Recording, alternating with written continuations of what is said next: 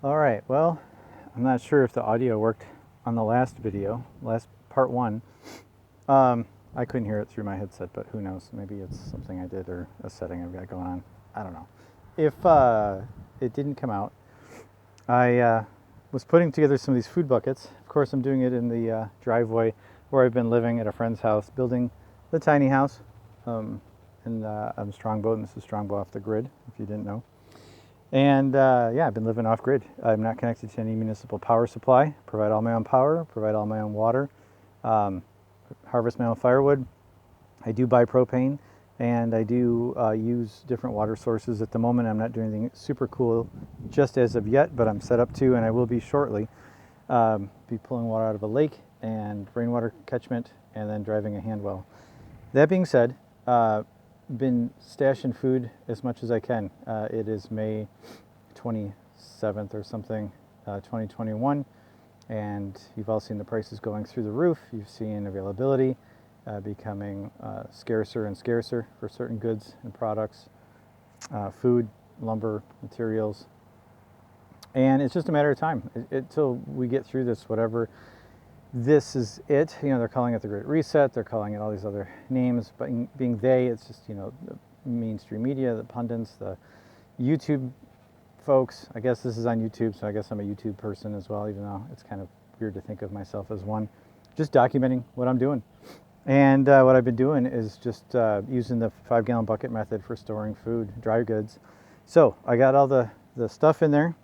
There's white flour, there's organic flour, there's dried garbanzo beans, there's this 13 bean soup mix. That looks pretty yummy. And there's some quick oats in these buckets here, which I may have to get a scoop. Each bucket holds about 25 pounds of food, and it's funny, I was estimating my buckets that I needed to set up and get ready to go, and I bought a 50-pound bag of quick oats, which I haven't seen in a while at the store.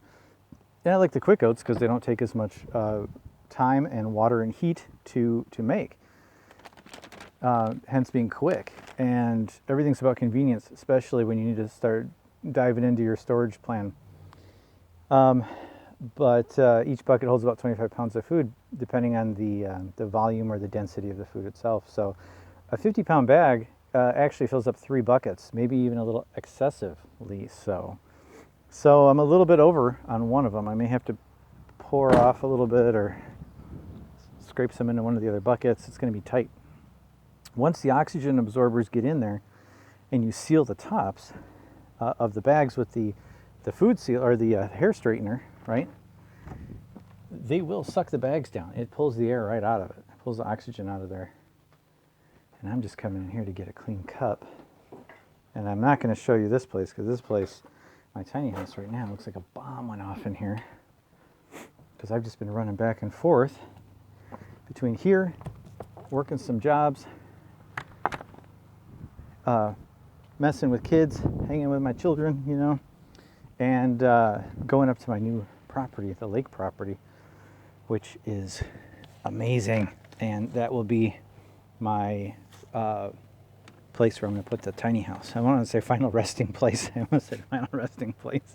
Don't want to get that committed to that saying or anything right now. It's definitely something I've been thinking about for retirement and long-term stable place to hang your hat. That's paid for. It's not paid for at the moment. I did owner finance.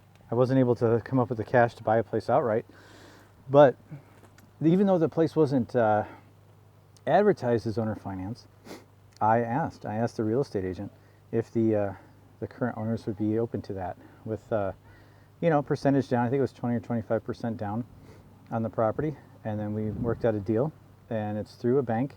No bank loan or anything, but the bank is basically in charge of the escrow account. So I pay into it every month, and there's interest on it as per agreed upon by myself and the seller. And then I've got a couple of years, it looks like on the plan, it'll be paid for. Hopefully sooner. We'll try to get some cash into it. So anyways, that's a little bit of a digression from what I'm doing right now. I'm going to put these oxygen absorbers in. So what you want to do, it's very important to get everything set up, poured, everything done, ready to put the oxygen absorbers in. You don't want to fill one bucket open your pack of oxygen absorbers, put one in, and then you're spending time filling up the other buckets, you know, and so on and so on. The more airtime these oxygen absorbers are exposed to, the less effective they're going to be inside your sealed Mylar bags. So we're going to minimize the exposure of this bag. Once we cut it open, we want to get them in and sealed as fast as possible. And in order to do that, I need to get off the phone here, which is how I'm recording this, and basically just get them in quick and try to seal these bags up as fast as possible. So the maximum amount of efficiency in these little packets takes place to keep my stuff fresh. And this is kind of funny. It's just kind of an impromptu thing in the yard here, the driveway, just to do it as fast as I can and start stashing food. I did not sit down and figure out how much I'm using and how many buckets for me and the kids through however many days. I'm not even at that point. Right now, I don't even have time to do that. I'm just stacking it. You know, I'm just stacking it as I have money, time, and resources. You know, I'm ordering a 10-pack of these oxygen absorbers in the Mylar bags on Amazon.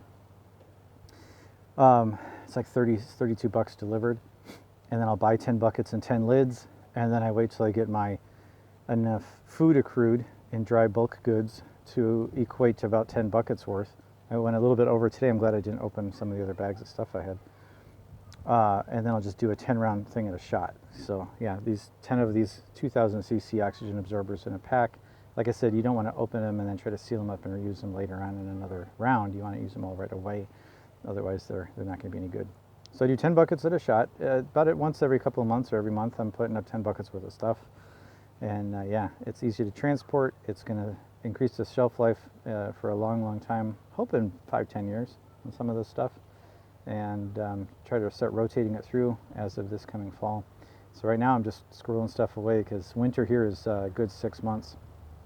You figure at the end of October till beginning of May-ish, depending on this, how the season is. Sometimes they're a little colder, sometimes they're a little wetter. But yeah, just trying to, right now, the goal is to get through, make sure I have plenty through the winter. If I, for some reason, don't have a job, get injured, can't get to the store, the prices are too crazy, the inflation, whatever, you name it, trying to just put some stuff aside. So I don't have to be worried about my kids having a mouthful of food that's nutritious and that's easy for us to get. So, all right, I'm going to sign off right now so I can get this next phase going. Bye.